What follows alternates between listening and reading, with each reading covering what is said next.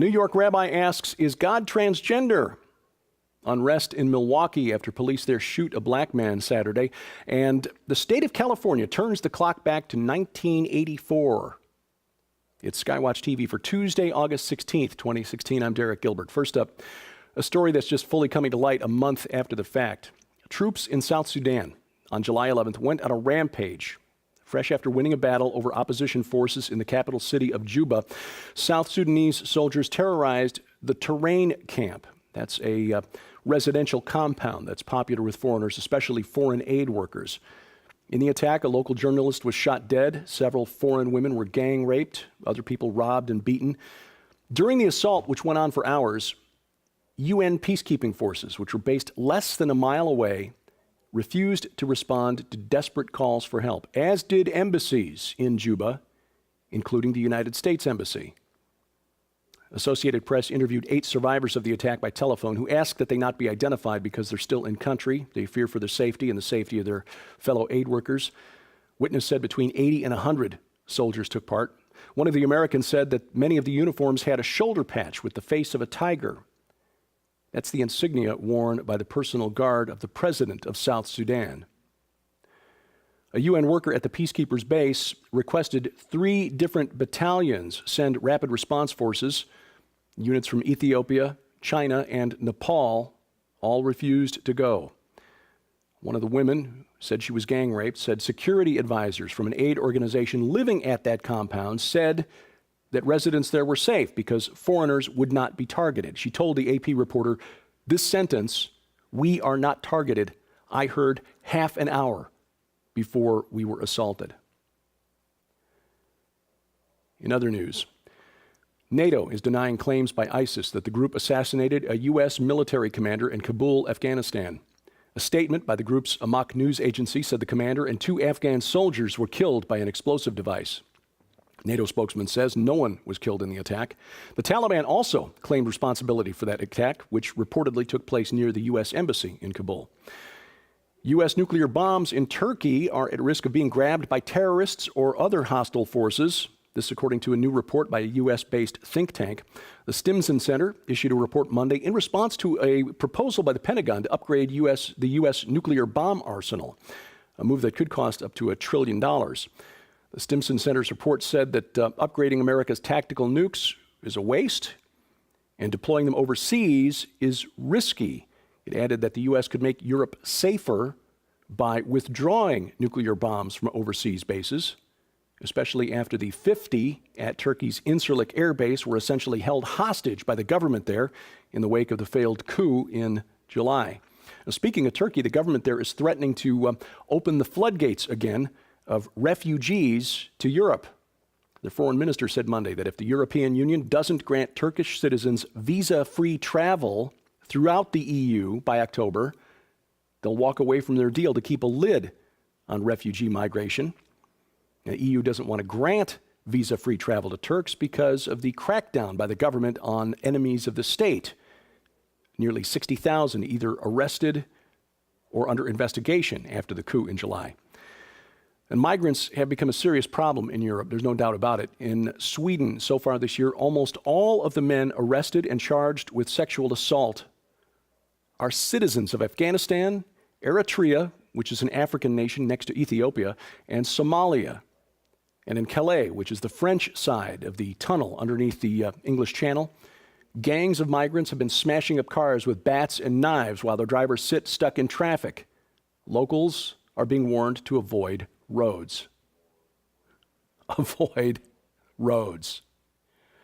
The so-called jungle migrant camp, which local politicians said would never house more than 2,000 refugees, now holds about 9,000 migrants. That's about 10 times more than our county seat here in the Ozarks.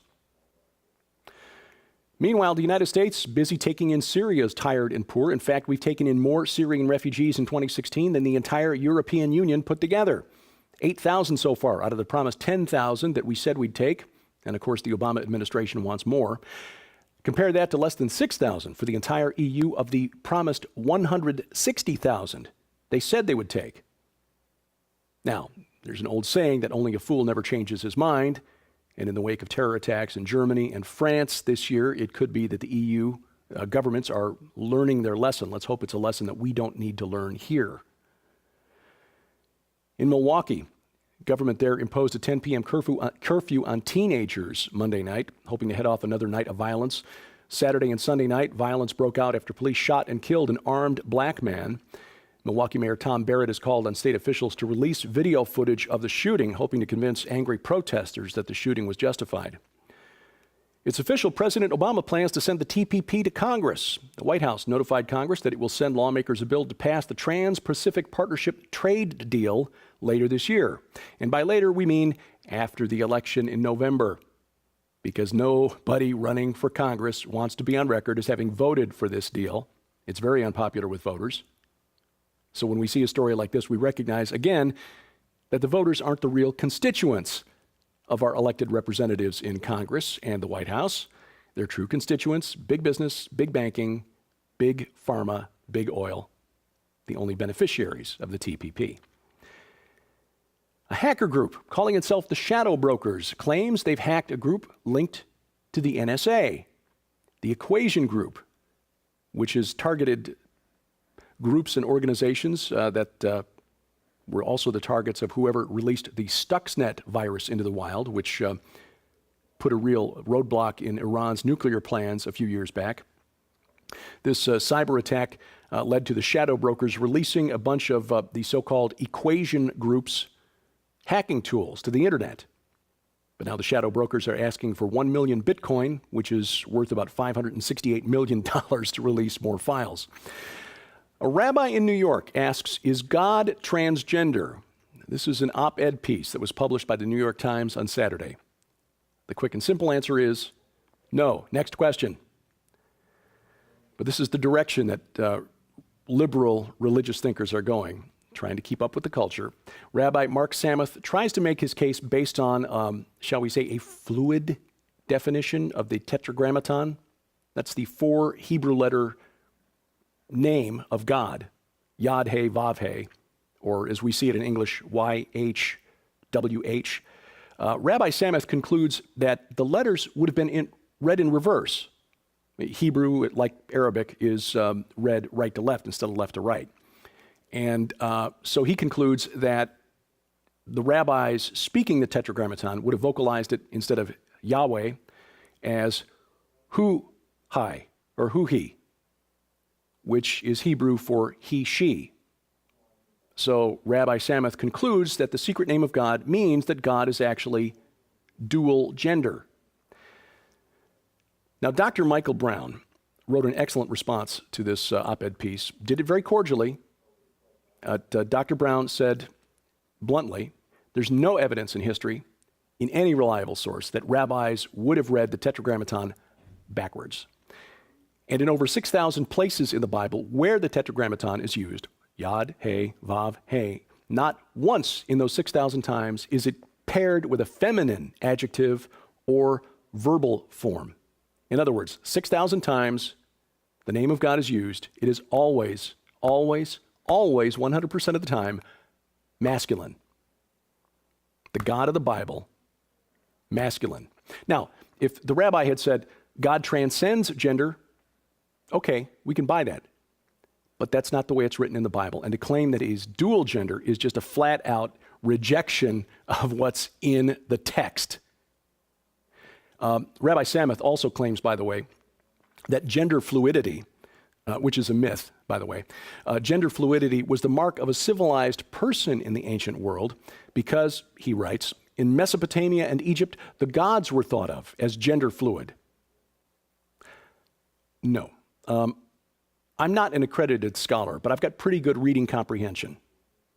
And I've been doing a lot of reading over the last 4 or 5 months on the cosmologies of ancient Mesopotamia, the Sumerians, the Babylonians, the Akkadians, the Assyrians, the Canaanites, the Amorites, the Hittites, the Egyptians, and the Israelites, of course, for a book project that I'm working on. And I don't know what Rabbi Samuth is reading, but he's not drawing on the same sources that I'm reading, because I cannot remember in the dozens and dozens of papers that I've read and books that there any reference ever to any one of the major gods in any one of the ancient cultures. being gender fluid. Now, there probably are one or two, but again, I'm talking about the major gods, okay? The chief gods of the pantheon. It was not a big thing in the ancient world, not as Rabbi Samuth is trying to claim. Now, species fluidity.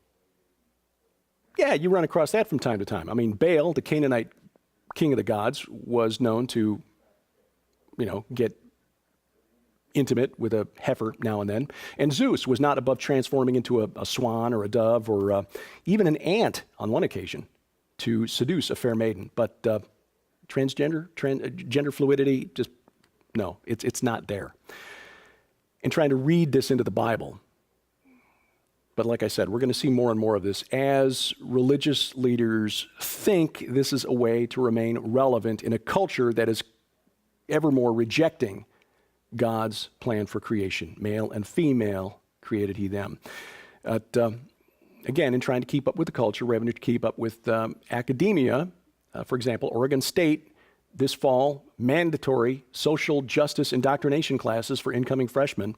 The program will provide all students coming into the university with an orientation to concepts of diversity, inclusion, and social justice, which translated into English, of course, means pushing agendas like radical environmentalism, socialism, feminism, and LGBT issues.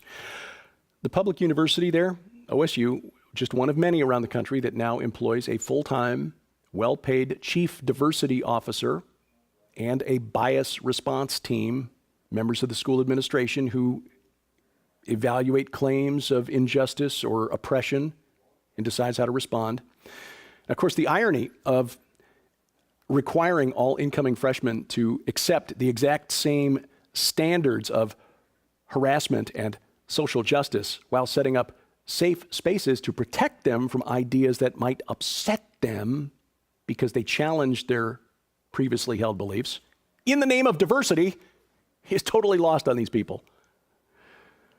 Welcome to our brave new world. And finally, in California, they're partying like it's 1984. The government there trying to go full Orwell on us.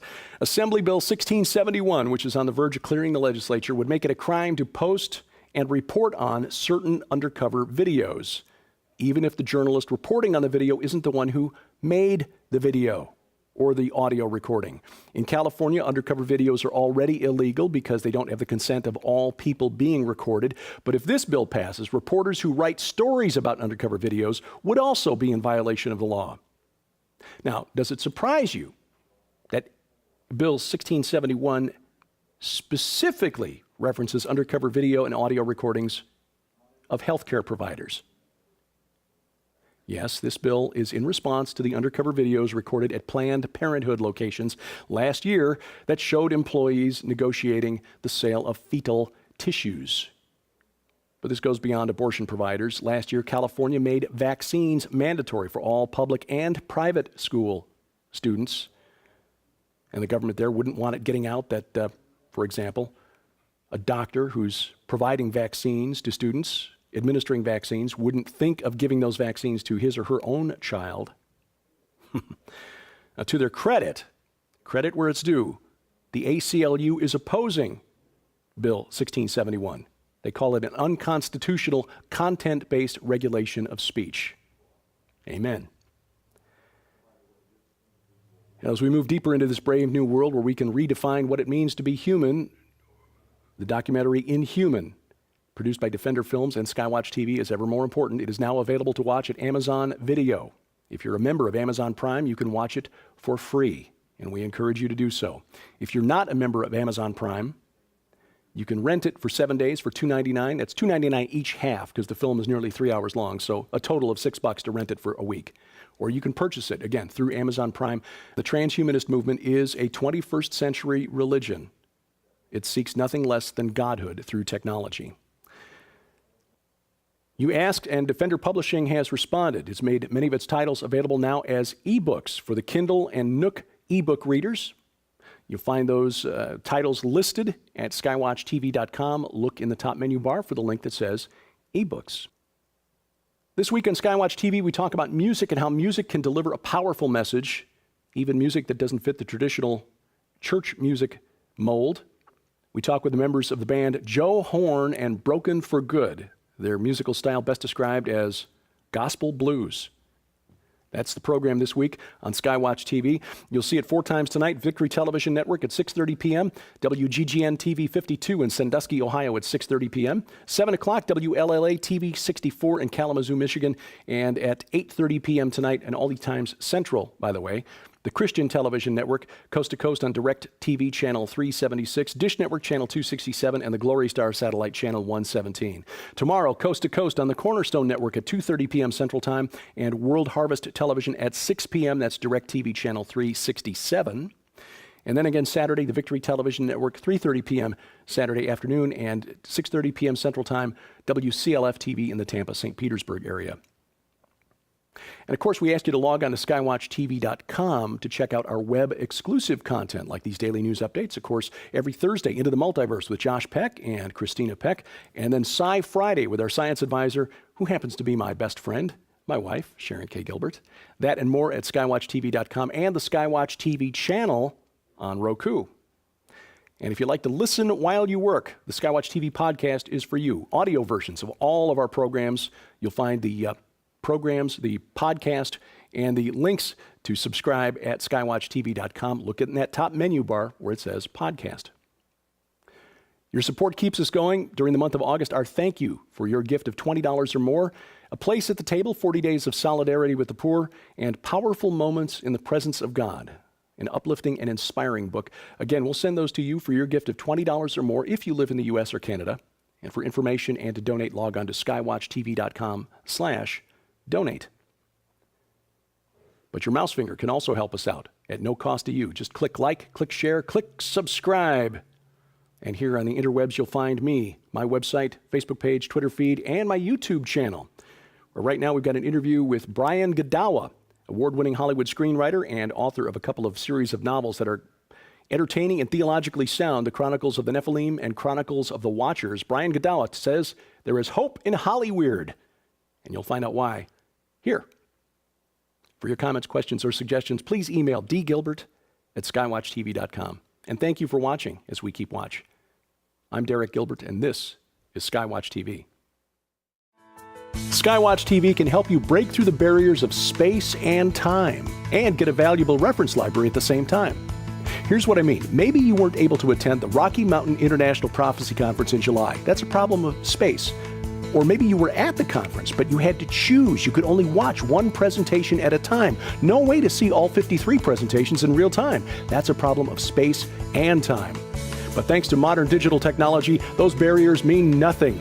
We can take you from your living room in the future to Colorado Springs in the past to watch all 53 presentations, many of which were recorded at the same time.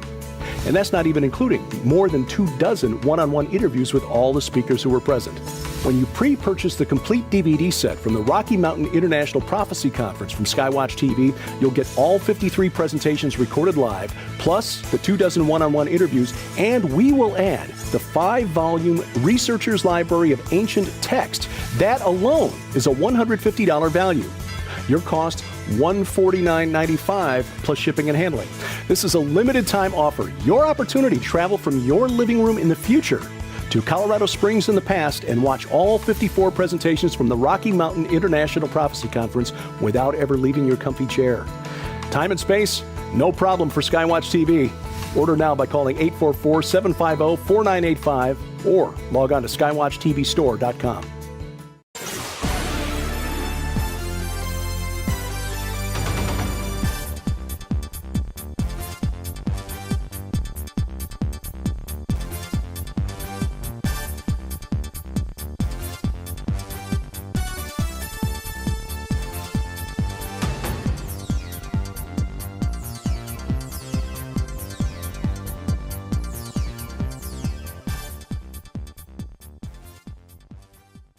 To a new report by a U.S.-based think tank.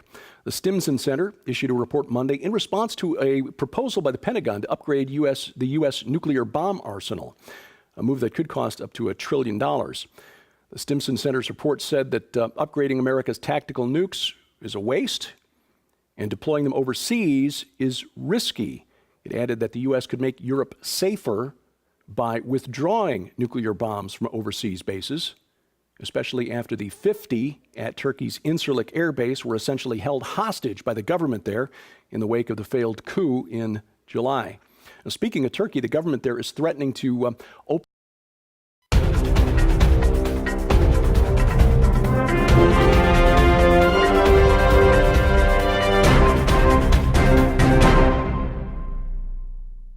A New York rabbi asks, is God transgender?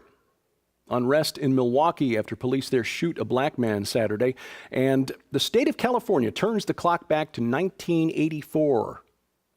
It's SkyWatchTV for Tuesday, August 16th, 2016. I'm Derek Gilbert. First up, a story that's just fully coming to light a month after the fact. Troops in South Sudan on July 11th went on a rampage, fresh after winning a battle over opposition forces in the capital's fellow aid workers. Witness said between 80 and 100 soldiers took part. One of the Americans said that many of the uniforms had a shoulder patch with the face of a tiger. That's the insignia worn by the personal guard of the president of South Sudan. A UN worker at the peacekeepers' base requested 3 different battalions send rapid response forces. Units from Ethiopia, China, and Nepal all refused to go. One of the women said she was gang raped, said security advisors from an aid organization living at that compound said that residents there were safe because foreigners would not be targeted. She told the AP report city of Juba, South Sudanese soldiers terrorized the Terrain camp. That's a residential compound that's popular with foreigners, especially foreign aid workers. In the attack, a local journalist was shot dead. Several foreign women were gang raped, other people robbed and beaten. During the assault, which went on for hours, UN peacekeeping forces, which were based less than a mile away, refused to respond to desperate calls for help, as did embassies in Juba, including the United States Embassy. Associated Press interviewed 8 survivors of the attack by telephone who asked that they not be identified because they're still in country. They fear for their safety and the safety of their... This sentence, "We are not targeted," I heard half an hour before we were assaulted. In other news, NATO is denying claims by ISIS that the group assassinated a U.S. military commander in Kabul, Afghanistan. A statement by the group's Amaq news agency said the commander and 2 Afghan soldiers were killed by an explosive device. NATO spokesman says no one was killed in the attack. The Taliban also claimed responsibility for that attack, which reportedly took place near the U.S. Embassy in Kabul. U.S. nuclear bombs in Turkey are at risk of being grabbed by terrorists or other hostile forces. This according to